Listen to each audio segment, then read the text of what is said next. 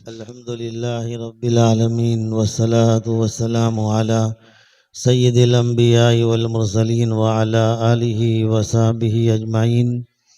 اعوذ باللہ من الشیطان الرجیم، بسم اللہ الرحمن الرحیم۔ ان هذا القرآن یہدی للتی ہی اقوم، صدق اللہ العظیم۔ ماشاءاللہ بچوں نے بلا جھجک بہت اچھے طریقے سے سارے پروگرام پیش کیے۔ استاد اکیلا ہی محنت کرتا ہے اور بڑا اچھا نرم دل استاد ہے، بولنے میں بھی کچھ بھی بولتا رہتا ہے، شعر شاعری بھی سناتا ہے، اللہ جانے کہاں سے لکھ کے لاتا ہے لیکن سناتا ہے شعر شاعری۔ اس کی بیوی بھی تو کہے گی کہ ماشاءاللہ شاعر بن جائیں گے۔ وہ ایک شاعر کی میں نے شاعری سنی تھی، تو اس کی بیوی نے کہا تھا کہ نہ ادھر لے جاتا نہ ادھر لے جاتا، نہ گھماتا نہ پھراتا، رات دن شعر سناتا۔ اللہ اس کو بچاوے شعر سے، ورنہ یہ مصیبت ہو جائے گی۔ تو بہرحال ماشاءاللہ ہر جگہ پہ ہمارے علماء محنت کر رہے ہیں۔ میں بھی بیٹھے بیٹھے یہی پڑھ رہا تھا کہ ہمارے بچوں کو کیسا سنوارا جا رہا ہے، کتنا اچھا بچے بولتے ہیں۔ اللہ کرے کہ گھر میں بھی ماں باپ ان کو اچھا بولتا کر دے ہوئے۔ استاد تو اچھا بولتا کر دیتے ہیں، استاد بار بار سناتے ہیں کہ بیٹا امی کی عزت کرو، ابو کی عزت کرو، بہت سکھاتے ہیں، لیکن گھر میں جاتے ہیں تو بچے پھر کیا معلوم کیوں بگڑ جاتے ہیں، وہی سمجھ نہیں پڑتی۔ کیوں ماں باپ کے سامنے ہو جاتے ہیں، کیوں ماں باپ کی عزت نہیں کرتے ہیں، کیوں ماں باپ کا کام نہیں کرتے ہیں، وہ سمجھ میں نہیں آتا ہے۔ شاید سمجھ گئے ہوں گے ہماری ماں بہنیں اور ہمارے بھائی کہ ایسا کیوں ہوتا ہے۔ جو رنگ ان کو چڑھا کر بھیجا جاتا ہے وہ رنگ گھر کے اندر ختم کر دیا جاتا ہے گا۔ وہ لطیفے کے طور پر کسی نے کہا تھا، ٹیچر نے پوچھا کہ بتائیے سب سے بڑی جنگ کا نام بتائیے، سب سے بڑی لڑائی کا نام بتائیے۔ تو بچے نے کھڑے ہو کر استاد سے کہا کہ امی نے کہا ہے کہ گھر کی باتیں باہر نہیں کرنے کی۔ سمجھے؟ جب تک بڑے ٹھیک ٹھاک نہیں ہوں گے وہاں تک بچے ٹھیک ٹھاک نہیں ہوں گے۔ ہمارا اثر بچوں پر پڑتا ہے، بچے اچھے بنیں گے اسی وقت جب ہم اچھے بنیں گے۔ ہمارا ایکشن بچوں کا ری ایکشن ہوتا ہے۔ ہم سمجھے کہ میں موبائل میں گانے سنوں اور میرا بچہ تلاوت کرے تو پاسبل نہیں۔ میں سمجھوں کہ میرے بچے کو برابر ڈانٹوں پیٹوں اور مکے ماروں اور میرا بچہ میرے پاؤں کے نیچے جنت ڈھونڈے، مشکل ہے۔ ماں باپ کو چاہیے کہ بچوں سے پیار اور محبت سے پیش آئیں گے تبھی جا کر بچے بھی ماں باپ کے ساتھ محبت و پیار سے پیش آئیں گے۔ بہت سارے سوال ہوں گے ماں باپ کو کہ بھئی یہ بچے اتنے ٹیڑھے ہیں کہ ہماری سنتے ہی نہیں ہیں، ہماری مانتے ہی نہیں ہے، تو آپ نے ان کو کتنی مرتبہ سمجھایا؟ وہ پہلے آپ ٹیلی کیجئے، 1 مرتبہ 2 مرتبہ۔ ارے آج کی مائیں تو ماشاءاللہ 1 مرتبہ بھی ٹرائی نہیں کرتی، پہلے سے ہی چھکے مارنا شروع کر دیتی ہے۔ جیسا ہی ہاتھ میں بیٹ آتا ہے بچے کی حالت خراب ہو جاتی ہے۔ تو آپ نے 10 مرتبہ اپنے بچے کو بیٹھ کے سمجھایا، اپنے بچے سے پیار کیا، اپنے بچے کا مائنڈ بنایا۔ ٹھیک ہے جہاں سختی کرنی ہے وہاں کرو، اس کو بھی پوچھو۔ نبی اکرم صلی اللہ علیہ وسلم نے ارشاد فرمایا، اپنے بچوں کے چہرے پر مت مارو، فإنہا اشرف الاعضاء، وہ چہرہ جو ہے وہ اللہ تعالیٰ نے اس کو اشرف بنایا ہے۔ تو ہمارے بچوں کو ہم کس طریقے سے ٹیکل کریں گے؟ آج دنیا کے لوگ، دنیا کی بڑی بڑی اسکول والے چلڈرن کیئر کے بڑے بڑے پروگرام رکھتے ہیں اور ان کو سکھایا جاتا ہے کہ بچوں کی کیئر کیسے کرنی ہے۔ حالانکہ 1400 برس پہلے ہمارے آقا سید الانبیاء سرور کونین محمد الرسول اللہ صلی اللہ علیہ وسلم ہمیں بچے تو کیا جانوروں سے پیار کرنا کا سکھا گئے۔ بچے تو بچے، لیکن بخاری شریف میں بہت سارے باب ہے کہ حضور علیہ السلام جو ہے جو انعام یعنی جانور، باب الانعامی رحمت صلی اللہ علیہ وسلم، حضور صلی اللہ علیہ وسلم کی رحمت جانوروں پر کیا تھی، اور باب الاطفال رحمت صلی اللہ علیہ وسلم، نبی اکرم صلی اللہ علیہ وسلم کی رحمت جو ہے بچوں پر کیا تھی، وہ حضور صلی اللہ علیہ وسلم نے ہمیں سکھایا۔ تو میں چاہتا ہوں کہ اگر آپ اچھا پودا بنانا چاہتے ہیں، اچھا جھاڑ بنانا چاہتے ہیں، تو اس کی کیئر لیجئے، اس کا کھاتر کیسے ڈالنا، اس میں پانی کیسے ڈالنا، اس کو دھوپ میں کیسے رکھنا، وہ سارے طریقے ان ماں باپ کو سیکھنے ہوں گے، تبھی جا کر یہ ماں باپ اپنے بچوں سے سکون پا سکیں گے، ورنہ اپنی مرضی سے ان کی تربیت کریں گے تو یہ بچے آپ کی مرضی کے مطابق کبھی نہیں چلیں گے۔ نبی اکرم صلی اللہ علیہ وسلم نے تو یہاں تک منع فرمایا کہ تمہارے بچوں کو لوگوں کے درمیان میں ذلیل مت کرو، پھپھی بیٹی ہے، خالہ بیٹی ہے، ماموں بیٹے ہے، چاچا بیٹے ہے، اور ان کے درمیان میں ماں کہے گی بدھو ہے کہیں کا، بڑا نالائق ہے میرا بیٹا، ناپاس ہی ہوتا ہے، کوئی کام کا نہیں ہے، یہ سارے جملے ان بچوں کے دلوں میں آہستہ آہستہ آہستہ نفرتیں پیدا کرتے ہیں۔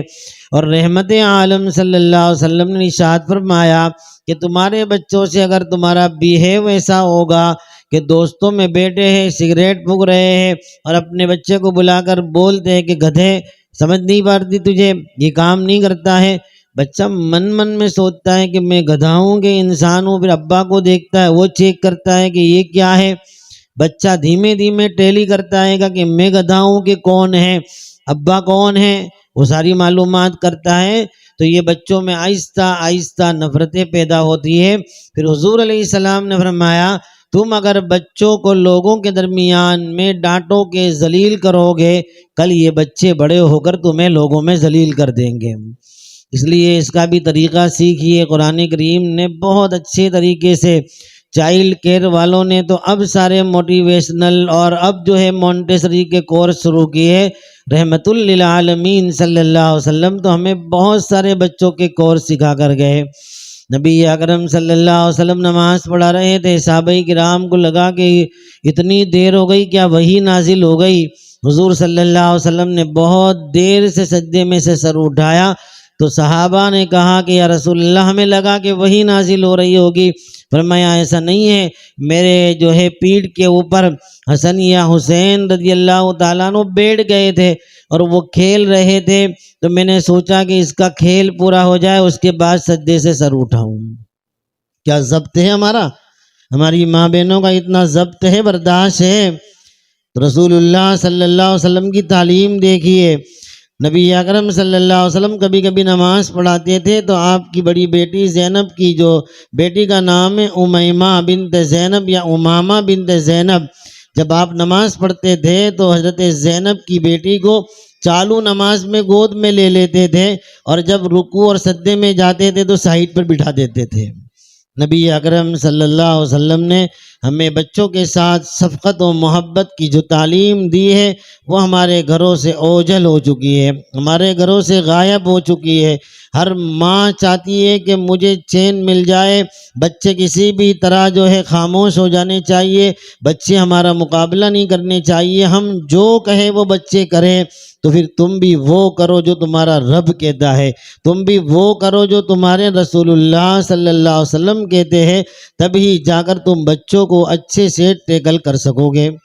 ورنہ بچوں کو اگر تم نے صحیح تعلیم نہ دی تو یہ بچے بڑھاپے میں آپ کے لیے جو ہے سر کا درد ایسا بنیں گے۔ بلکہ ہم دیکھ رہے ہیں دوستیوں میں اور دوستوں کی بیٹھکوں میں نے کل بھی کہا تھا، 5ویں دورن میں بچے پڑھ رہے اور سگریٹ پی رہے ہیں، 6ٹھے دورن میں بچے پڑھ رہے سگریٹ پی رہے، پڑیکی کھا رہے ہیں، اور آہستہ آہستہ ان کو یہ عادتیں پڑتی جا رہی ہے کہ وہ حقے بازی کرتے ہیں اور پھر دھیمے دھیمے چرس اور گانجے کے اندر مبتلا ہوتے ہیں۔ آپ کو معلوم نہیں ہے، آپ اپنے بچے کو خوشی کے لیے اس کو آزاد چھوڑ دیتے ہیں، لیکن آپ دیکھیے ہماری بہت قریب کی کالجز میں سے بہت سارے بچے آنے کے بعد بتاتے ہیں کہ ہم اس بیماری میں مبتلا ہوئے۔ ایک بچہ آیا مجھے کہنے لگا، وہ BHMS کرتا ہے، اس نے بتایا کہ مجھے یہ AMD گولی کی عادت پڑ گئی تو میں نے 9 مہینے میں میرے باپ کے 27 لاکھ روپے کھا گیا، میں صرف ان گولی میں نے اتنا خرچہ کر دیا کہ میرے ابو کو ہمارا جو فلیٹ تھا وہ بیچنا پڑا۔ تو آپ کے بچوں کی تربیت آپ کرو گے، یہ استاد تو آپ کو کنڈے کے اندر ایک پودا لگا کر دے دیتے ہیں پانی آپ کو چھانٹنا ہے، دھوپ آپ کو دینی ہے، اس کو سجانا سنوارنا آپ کو ہے۔ تو ماں باپ کو چاہیے کہ وہ تعلیم پڑھے، وہ تعلیم سیکھے جس سے ہم بچوں کو محبت و پیار اور وقتاً فوقتاً جہاں سختی کی ضرورت ہو ان کے ساتھ وہ معاملہ کرتے ہوئے ان بچوں کو آگے بڑھانے کی کوشش کریں۔ ورنہ اگر یہ ہم نے نہ کیا تو ماں باپ بڑھاپے میں بہت دعائیں کرواتے ہیں کہ ہمارا بچہ ٹھیک ہو جائے، لیکن بچے بے پرواہ ہوتے ہیں، بچوں کو کوئی پرواہ ہی نہیں ہوتی ہے۔ کئی لوگ فون آتے ہیں کہ بھئی ایمبولنس بھی بھیجو، آدمی بھی بھیجو۔ تو پوچھا کہ آدمی کو بھی بھیجے، کوئی ہے نہیں؟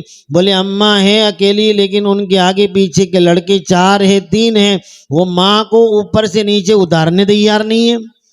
جس ماں نے 3 بچوں کو گود میں اٹھایا تھا وہی ماں کے لیے، بیمار ماں کے لیے 3 بچے اس ماں کو اوپر سے اتارنے تیار نہیں ہے۔ یہ تعلیم ہم نے نہیں دی۔ اگر تعلیم دی ہوتی تو جہاں تجھے کھانسی ہوتی بچے کی آنکھ کھل جاتی، جہاں تو روتی تو بچہ رو دیتا، جہاں تجھے تکلیف ہوتی تو بچہ جو ہے تیری تکلیف کو محسوس کرتا۔ 4 سال کے محمد رسول اللہ صلی اللہ علیہ وسلم پوری رات اپنی والدہ کے سر پہ بیٹھے رہے اور پوچھتے رہے اماں تجھے بخار ہے، تیرا سر دکھتا ہے؟ 4 سال کی عمر میں بی بی آمنہ فرماتی ہے میں نے بہت سمجھایا کہ بیٹا محمد سو جاؤ، لیکن کہا نہیں ماں، جب تک تیرا سر اترے گا نہیں وہاں تک تیرا بیٹا محمد نہیں سوئے گا۔ یہ بچوں کی تربیت و تعلیم ہوگی۔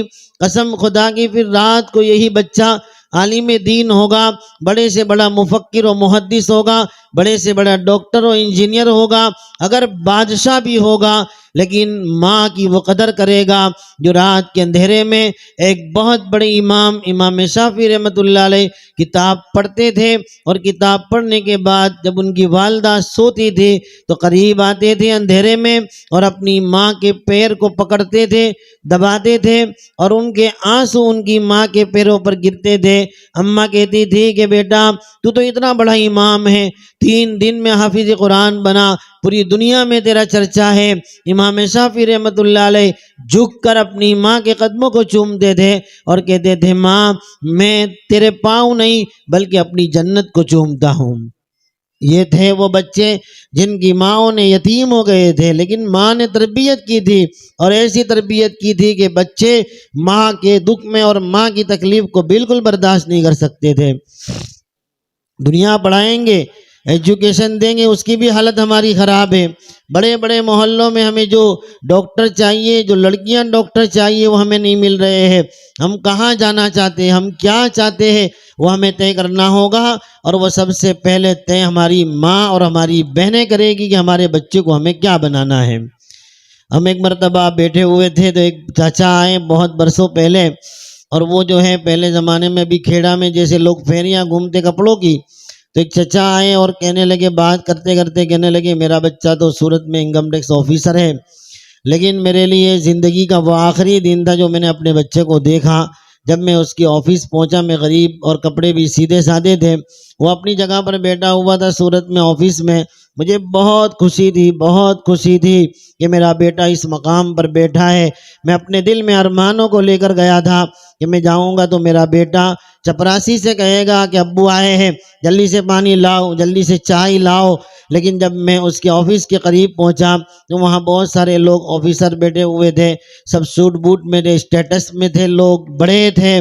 جب انہوں نے مجھے دیکھا آتے ہوئے تو میں نے اپنے بیٹے کو آواز لگائی، تو اس کے ساتھیوں نے پوچھا کہ یہ کون ہے، تو میرے بیٹے نے زور سے کہا کہ یہ میرے گھر کے نوکر ہے۔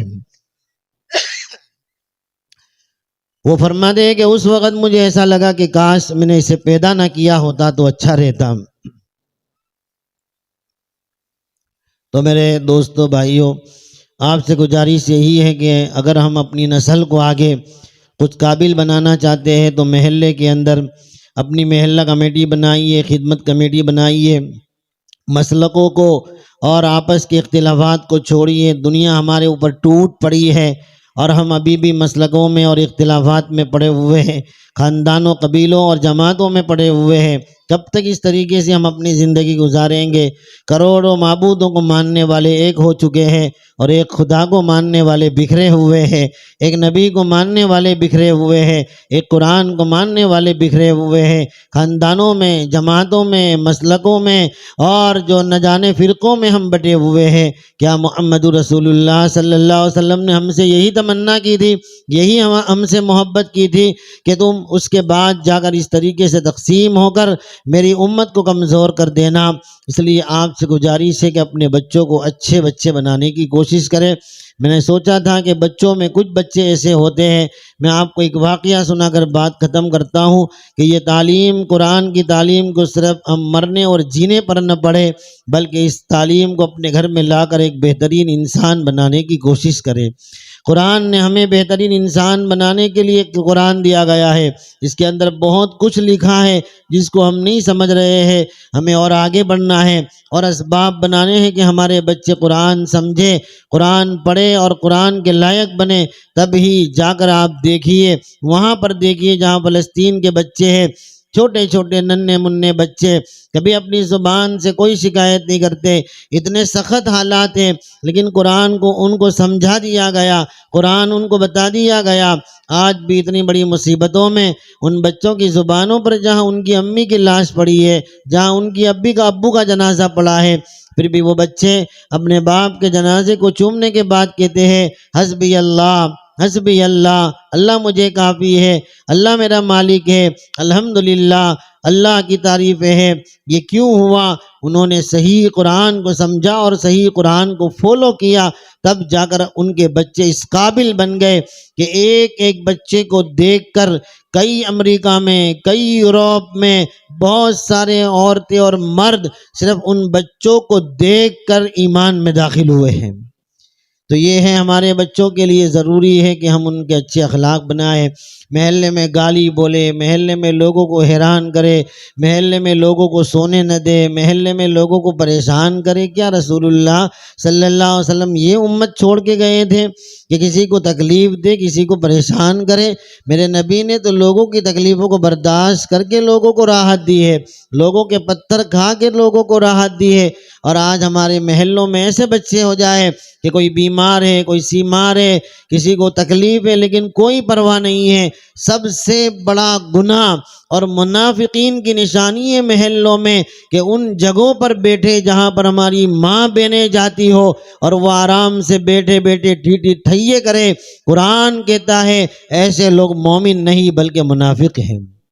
سورہ احزاب میں آپ پڑھ لیجئے، جب یہ پردے کی آیت نازل ہوئی تو وہاں پر منافقین جہاں جہاں چار رستوں پر بیٹھا کرتے تھے اور وہاں سے عورتیں جاتی تھی تو وہ لوگ بیٹھ کر جو ہے ایسی باتیں کرتے تھے جس سے اللہ تعالیٰ نے قرآن نازل فرما کر فرمایا کہ محمد صلی اللہ علیہ وسلم آپ اپنی بیویوں کو، اپنی بچیوں کو، اپنی عورتوں کو کہو کہ چادر ڈال دیا کرے تاکہ یہ منافقین کی تکلیف سے وہ محفوظ رہے۔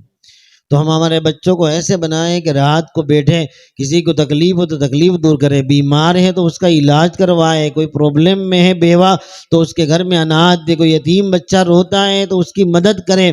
یہ سارے ہمارے کام تھے جو ہمارے کام ہم نے چھوڑ دیے، اس لیے ہم دوسری باتوں میں مبتلا ہو کر اپنے آپ کو بربادی کی طرف لے جا رہے ہیں۔ لیکن یہ نوجوان علماء اور یہ محنت کرنے والے علماء پھر سے کھڑے ہو کر آپ کو بار بار اعلان کر رہے ہیں کہ ہمت مت ہارو، حوصلہ رکھو، حوصلے کے ساتھ چلو، اللہ بڑا مددگار ہے، اللہ دوبارہ اس امت کو ترقی دے گا، اس امت کو عزت دے گا، لیکن ضرورت ہے کہ ان کے بچے اور ان کے نوجوان صحیح بننے کی کوشش کریں۔ تو آخر میں ایک واقعہ سنا کر بہت سارا مطالعہ کیا تھا کہ یہ کہوں وہ کہوں، لیکن جو موقع آیا اس پر بات چل گئی ہے، مدثر کو دیکھ کے پورا مضمون ہی بدل گیا۔ تو بہرحال اللہ تعالیٰ جو ہے یہ اعلان بہت اچھا کرتا ہے مفتی صاحب، بیٹھے بیٹھے میں سنتا رہتا ہوں۔ شاعری کو بھی شاعر نے کہا ہے، شاعر اردو میں بولتے شاعر، تو یہ بولتا ہے شاعر نے کہا ہے۔ تو اردو والے بھی پریشان ہیں کہ چلو بولنے دو ان کو، ہماری تو اردو بھی بہت پریشان ہے بیچاری، اللہ ہی رحم کرے۔ میں وہاں پر لکھنؤ میں ہم پڑھتے تھے تو چھوٹے چھوٹے بچے جو ہے نا، ہمارے وہاں کے بچے تو اللہ ہی رحم کرے، اور بڑے لوگ تو اتنی خطرناک گالی بولتے ہیں کہ شیطان بھی کہتا ہے گا کہ یہ کوئی نئی ٹیکنالوجی والی گالی آئی، میں نے پہلے سنا ہی نہیں تھا، ایسی خطرناک گالی بولتے ہیں۔ اور لکھنؤ کے بچے، ہم مدرسے میں سے کبھی باہر نکلتے تو وہاں بچے کھیلتے ہوتے اور لڑتے، تو لڑائی میں وہ بڑا محبت و پیار سے، ہم کو تو ایسا لگتا تھا کہ کوئی شاعری سنا رہے اس کی طرح، تو بچے کہتے تھے کہ اماں ہم سے جھگڑا نہ کیجیے ورنہ ہم آپ کے والد محترم کی شان میں گستاخی کر دیں گے۔ سبحان اللہ، میں نے بولا اتنی اچھی لڑائی تو بہت پیار والی لڑائی ہے۔ ہمارے وہاں میں کہ لکھنؤ والوں کو بلا لو، یہاں آ جاؤ ہمارے وہاں پہ سنو، چھوٹے چھوٹے بچے کتنی زبردست گالی بولتے ہیں کہ شیطان کو بھی یوں چکر آ جاتے ہیں۔ تو یہ ساری چیزوں سے ہمیں بچنا ہے اور اپنے بچوں کو بھی ان چیزوں سے بچانا ہے۔ حدیث بہت صحیح بات ہے کہ ہر نوجوان ذرا بھی جذبہ آتا ہے تو بھر کے گالی بولتا ہے۔ حضور نے فرمایا اذا تصابت امتی سقطت من عین اللہ، جب میری امت آپس میں گالی گلوچ کرنے لگ جائے گی آٹومیٹکلی خدا کی نگاہوں سے گر جائے گی۔ جب خدا کی نگاہوں سے گر جائے گی تو پولیس چوکیوں میں جائیں گے تو دیکھیں گے چلو باہر نکلو، تمہاروں کا سکام نہ تھی، نکلو باہر۔ یہ ہماری حالت ہو گئی ہے۔ کیوں ہو گئی ہے؟ کہ یہ دادا گری، یہ بھائی گری اور یہ ساری گری اتنی کھلی کھلی گالیاں بولتے ہیں کہ جب وہاں جاتے ہیں تو وہاں جانے کے بعد پتہ چلتا ہے کہ بیچارے بھائی صاحب سر جھکا کے کھڑے ہیں اور سامنے والے اتنی بڑی بڑی، ان سے بھی بڑی بڑی دیتے ہیں اور باہر نکال دیتے ہیں۔ سقطت من عین اللہ، اللہ کی نگاہوں سے جو گر جائے گا تو پھر وہ تو ساری قوم کی نگاہوں سے گر جائے گا۔ اللہ تعالی ہم تمام کو صحیح معنی میں سمجھنے کی توفیق عطا فرمائے۔ قرآن کریم کے ذریعے سے بہت سارے لوگوں کو اللہ نے ترقی دی ہے۔ ایک واقعہ سن لیجئے، اپنے بچوں پر بھی جو ہے اس کی توجہ دیجئے کہ قرآن کریم کی باتوں کو، اب تو موبائل ہے، قرآن میں اخلاق کیا ہے، اب تو آپ لکھیے کہ animal of Quran, foods of Quran, مائیں بہنیں لکھے کہ قرآن کے فوڈز کیا ہے، قرآن کے پھل کیا ہے، قرآن کے فروٹ کیا ہے، قرآن کے اینیمل کیا ہے، قرآن کے اخلاق کیا ہے۔ آپ صرف اوپر لکھیے تو قرآن کے اخلاق آ جائیں گے، گھر میں رہنے کا طریقہ اور سلیقہ آ جائے گا۔ یہ ساری چیزیں قرآن میں موجود ہیں۔ تو نبی اکرم صلی اللہ علیہ وسلم مکۃ المکرمہ میں تشریف فرما تھے اور ایک یہودی جو ہے شام گیا ہوا تھا، سریا گیا ہوا تھا، وہاں سے بہت سارا سامان خرید کر وہ مدینۃ المنورہ آ گیا۔ مدینۃ المنورہ میں اس نے سارا سامان، اس کا نام سلام تھا، سارا سامان اس نے جو ہے بیچنا شروع کیا۔ ایک کمزور پتلا دبلا سانولا لڑکا بھی وہاں سے وہ غلام بنا کر خرید لایا تھا۔ اتنا پتلا دبلا لڑکا کہ کھڑے ہونے میں بھی بیچارہ مضبوطی سے کھڑا نہیں ہو سکتا تھا، جھولے کھاتا تھا اور پسینے میں شراب اور اس کے بدن میں سے بدبو آتی تھی۔ اس نے سارا سامان بیچ دیا لیکن وہ لڑکے کو کوئی خریدنے تیار نہیں تھا۔ مدینۃ المنورہ میں لوگ دیکھتے تھے اور چلے جاتے تھے۔ یہ کہنے لگا سلام کہ کیا مصیبت لے کر میں چلا آیا، کوئی اس کا خریدار ہی نہیں ہے۔ وہ چھوڑ کے اپنے گھر چلا گیا کہ کوئی آواز لگائے گا تو میں اس کو دے دوں گا، آدھے بھاؤ میں بھی یہ بچے کو، اور کسی کو بھی مجھے دے دینا ہے۔ وہاں پر ایک نوجوان لڑکی دوشیزہ رہتی تھی، اس کا نام تھا سبیتا بن ریان۔ وہ عورت کو پتا چلا کہ وہاں پر ایک لڑکا ہے بہت کمزور ہے اور کوئی اس کو لیتا نہیں ہے۔ وہ سبیتا جو ہے وہاں پر آئی اور اس بچے کو خرید لیا جو بہت پتلا دبلا کوئی کام کا نظر نہیں آتا تھا۔ اس کو لے کر سبیتا نے اپنے گھر رکھا۔ اب یہ واقعہ مشہور ہو گیا پورے مدینہ میں کہ ایک لڑکی ہے اور اس لڑکی کے دل میں اتنا رحم آیا کہ وہ اس بچے کو لے کر خرید کر اپنے گھر چلی گئی ہے۔ وہاں پر ایک بیپاری، بہت بڑے بیپاری آیا کرتے تھے مکۃ المکرمہ سے مدینہ میں، ان کا نام تھا حضرت حذیفہ۔ وہ تشریف لایا کرتے تھے۔ ان کو کسی نے واقعہ سنایا کہ ہمارے یہاں ایک لڑکی ہے، وہ اس طریقے سے کام کیا ہے، اس نے، ان کے دل میں تمنا ہوئی کہ میں اس کو ملوں اور اس کو جو ہے شادی کی درخواست کروں۔ انہوں نے اس کی والدہ سے شادی کی درخواست کی کہ سبیتا کا یہ واقعہ میں نے سنا کہ وہ اتنی رحم دل ہے کہ کوئی نہیں لیتا تھا ایسے بچے کو جو کام کا نہیں تھا، اس کو لے کر چلی گئی ہے، میرا دل چاہتا ہے کہ اس سے میں شادی کر لوں۔ اس کی اماں نے کہا ٹھیک ہے، وہ بڑے بیپاری آدمی تھے، شادی کر دی گئی اور سبیتا خود بھی بیپاری تھی، تو ان دونوں کی شادی ہو گئی۔ اور حضرت حذیفہ نے فرمایا کہ ہم مکہ میں رہیں گے۔ مکۃ المکرمہ میں جب حضرت حذیفہ پہنچے ہیں تو حضرت عثمان ابن عفان کی ملاقات ہوئی۔ ان کا چہرہ بدلا بدلا نظر آیا۔ حضرت حذیفہ نے پوچھا عثمان کچھ بدلے بدلے نظر آتے ہو، کیا بات ہے؟ کہنے لگے بس محمد رسول اللہ صلی اللہ علیہ وسلم کی نبوت پر ایمان لے آیا ہوں میں۔ تو کہا کیا بات کرتے ہو، تمہارے جیسے آدمی ایمان لے آئے تو مجھے بھی لے چلو۔ وہ بھی گئے اور نبی اکرم صلی اللہ علیہ وسلم کے ہاتھ پر مسلمان ہو گئے۔ سبیتا بھی مسلمان ہو گئی اور کہا کہ یہ بچے کو بھی لے چلو، یہ بچہ بھی مسلمان ہو جائے گا، اور وہ بچہ بھی مسلمان ہو گیا۔ اور پھر حضرت حذیفہ نے فرمایا کہ جب حضور کی خدمت میں آیا ہی ہے تو میں تجھے آزاد کرتا ہوں، نبی اکرم صلی اللہ علیہ وسلم کی خدمت میں رہ جاؤ۔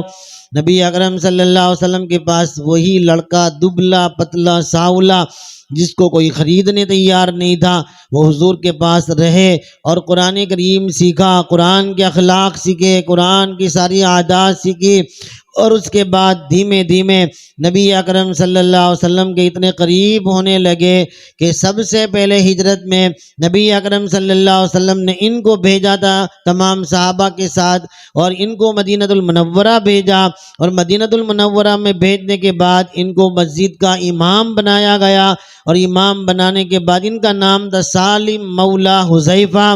ان کا نام سالم تھا، جو بہت کمزور لڑکا تھا، لیکن یہ مقام پایا کہ نبی اکرم صلی اللہ علیہ وسلم غزوے میں جاتے تو سالم مولا حذیفہ کو امام بنایا کرتے تھے۔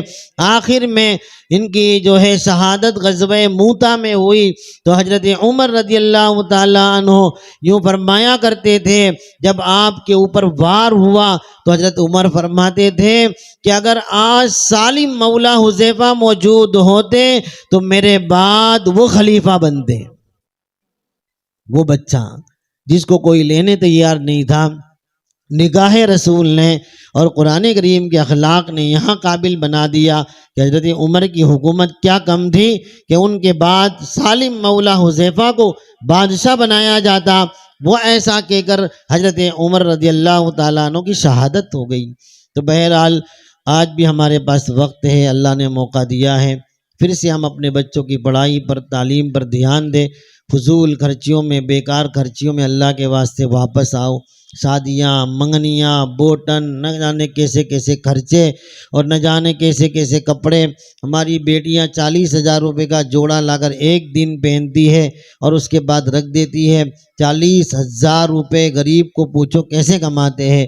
جن کے گھروں میں لائٹ چلی جاتی ہے وہ زکوٰۃ کے پیسے لا کر لائٹ چالو کرتے ہیں، جن کے گھروں میں گیس بند ہو جاتا ہے وہ بیاج کے پیسے لا کر گیس چالو کرواتے ہیں۔ اپنی بچیوں کو وہ سمجھاتے ہیں کہ بیٹا صبر کرو، تیرے باپ کو کوئی قرضہ دے گا تو تیری شادی کر دوں گا، بیٹا تیرے کپڑے لا دوں گا، تیرے لیے چاول اور گہوں لا دوں گا۔ وہ ہماری امت میں پڑے ہیں، اور وہ لوگوں کو جن کو اللہ نے دیا ہے وہ لوگ اپنی شادیوں میں بے فام خرچہ کرتے ہیں، 30 لاکھ 25 لاکھ 40 لاکھ۔ اللہ کر کے یہ سوچ آتی کہ وہ یتیم بچیاں جو اپنے باپ کے گھروں میں سسکیاں لے رہی ہیں اور اپنی ماں سے پوچھتیاں ہیں کہ امی اگر ابا ہوتا تو آج ہمارے لیے بھی کچھ شادی کے اسباب ہوتے۔ ایسی بچیوں کو تلاش کر کے تمہارے 25 لاکھ میں سے 5 لاکھ روپے ان سسکتی ہوئی بیٹیوں کے پیچھے لگ جاتے۔ قسم خدا کی یہ تمہاری بیٹیاں، یہ تمہارے بیٹوں کی شادی بھی زندگی بھر خوشیوں کا ذریعہ بن جاتی۔ لیکن ہم نے یہ سب چیزیں چھوڑی ہے جو رسول اللہ صلی اللہ علیہ وسلم ہمیں دے کر گئے، اس لیے آج ہم مارے پھرتے ہیں۔ نیت کرتے ہیں انشاءاللہ ایک ایک کر کے بندے اپنے گھر میں یہ ماحول بنائیں گے تو انشاءاللہ پھر سے اللہ تعالی ہمیں دوبارہ عزت و عافیت اور ہمارے بچوں کو وہ قابل بنائیں گے جس کی ہمیں ضرورت ہے۔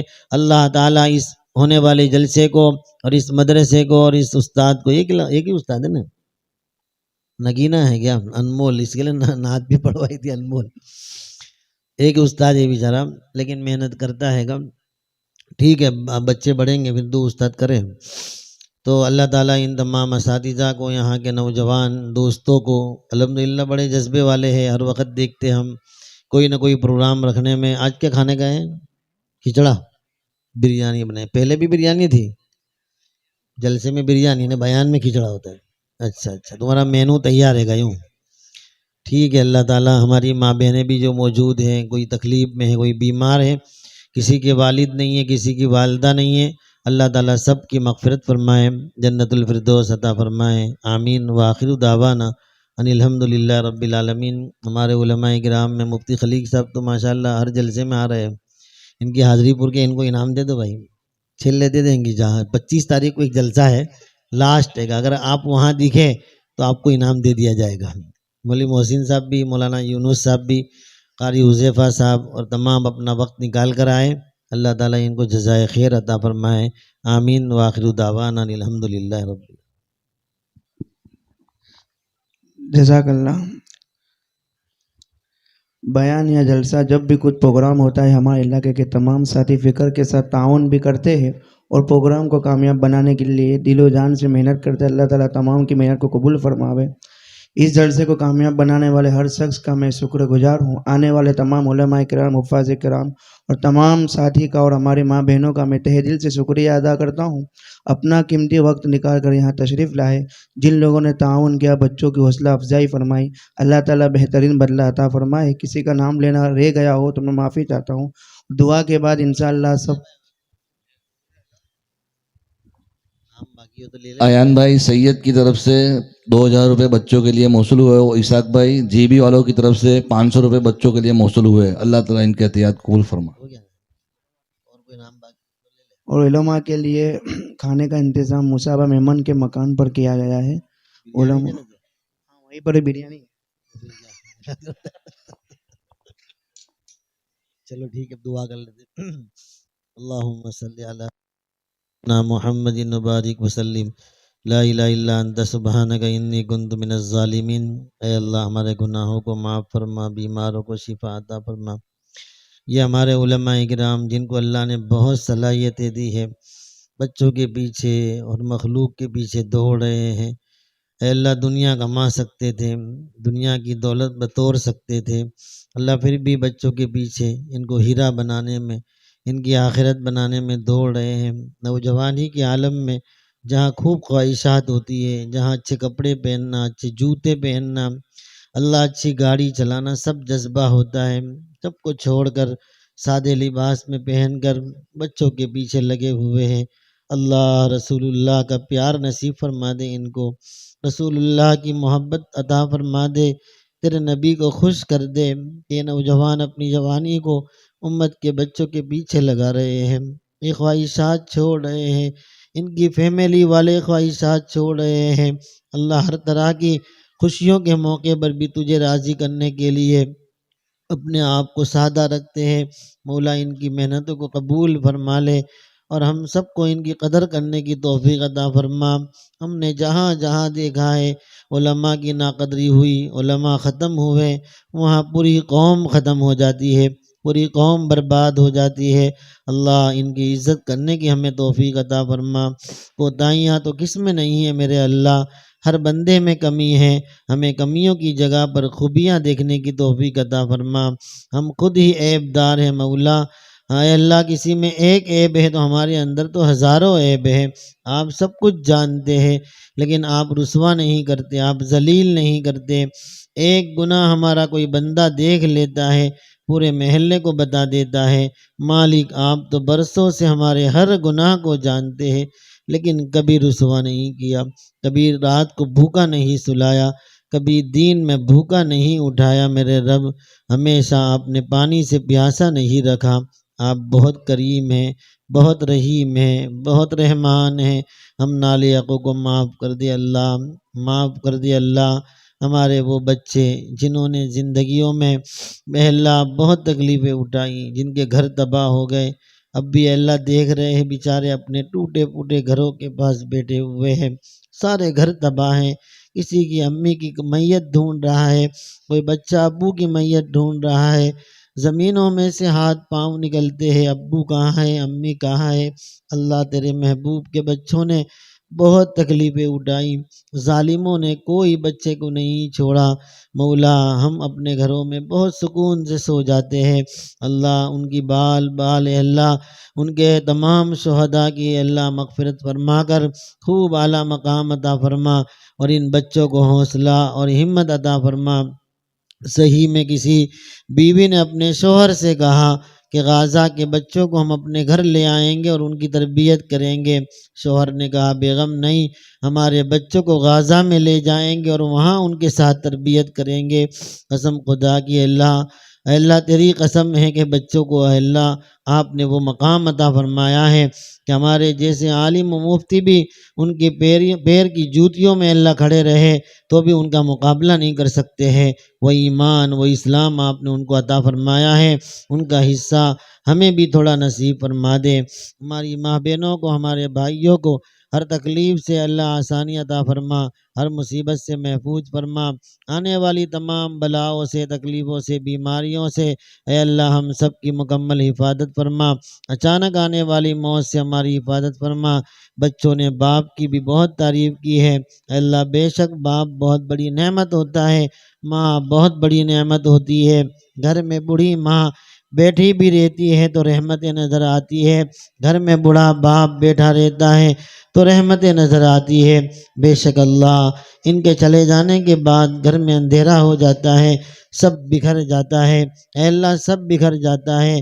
اللہ انہوں نے جو قربانیاں ہمارے لیے دی ہے، اے اللہ جب رات کو کبھی بیٹھتے ہیں، کبھی اپنے بچوں کو دیکھتے ہیں، کبھی اپنے بچوں کو روتے ہوئے دیکھتے ہیں، کبھی اپنے بچوں کو بیمار دیکھتے ہیں، کبھی یاد آ جاتی ہے ماں کہ ہماری ماں کئی بچوں کو لے کر بیٹھی رہتی تھی، دن بھر کام کرتی تھی اور رات کو ان بچوں کے لیے تکلیفیں اٹھاتی تھی، رات بھر اے اللہ پریشان رہتی تھی، اے اللہ کبھی اف نہیں کہتی تھی کہ میرے بچے اتنے سارے بیمارے میں تھکی ہوئی ہوں سو جاتی ہوں۔ اے اللہ ایسی ماں قبر میں آ کر سوئی ہے، اسے جنت الفردوس عطا فرما دے، اس کی قبر کو نور سے بھر دے۔ اے اللہ وہ ابا جو تھکا تھکا گھر میں آتا تھا، اے اللہ گھر میں آ کر بچوں سے مسکرا لیا کرتا تھا، نہیں بتاتا تھا کہ کتنی گالیاں کھائی ہے، کتنی برائیاں لوگوں نے میری کی ہے، کتنے قرضے میں ڈوبا ہوا ہوں، کتنا تھکا ہوا ہوں، اے اللہ گاڑی چلا چلا کر کتنا تھک گیا ہوں، چل چل کر ہاتھ اور پیروں میں چھالے پڑ گئے ہیں، آ کر پھر پیچھے خنجر لگے ہوئے ہوتے تھے لیکن چہرے پر مسکراہٹ ہوتی تھی۔ وہ ابا بھی اگر قبر میں سوئے ہوئے ہیں، اللہ ہم گنہگار بچوں کی طرف سے ان کی مغفرت فرما دے، انہیں جنت الفردوس عطا فرما دے۔ جن کے ماں باپ زندہ ہے اللہ ان کو اے اللہ ان کو جو ہے صحت و تندرستی عافیت عطا فرما اور بچوں کو ان کی خدمت کرنے کی توفیق عطا فرما۔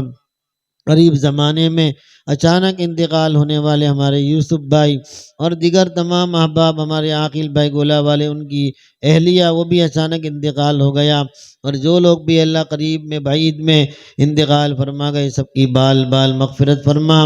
ہماری دعاؤں کو رحمت عالم صلی اللہ علیہ وسلم کے صدقے طفیل میں اپنے فضل و کرم سے قبول فرما، اور ہمارے آقا اور اہل بیت پر اور آپ کے گھر والوں پر کروڑوں کروڑوں رحمت سلام نازل فرما۔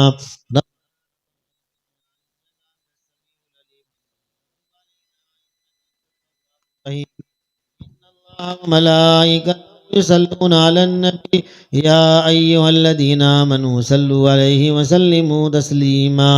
اللہم صل علی سیدنا مولانا محمد وبارک وسلم۔